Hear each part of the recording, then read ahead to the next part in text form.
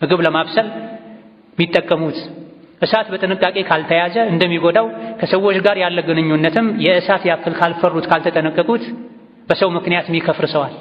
በጓደኛ ምክንያት ዝሙት ላይ የሚወድቅ ሰዋል። ኸምር የሚጠጣ ሰዋል። የሐራም ገንዘብ ወደ ኪሱ የሚያስገባ ሰዋል።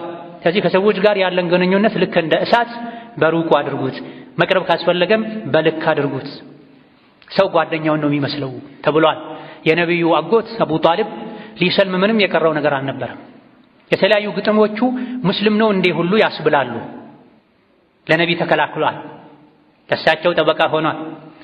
አቡ ጣሊብ እስካለ ድረስ ነቢ ብዙም ጉዳት አልደረሰባቸውም። የደረሰባቸውንም ጉዳት አብሮ ተቀብሎ አስተናግዷል።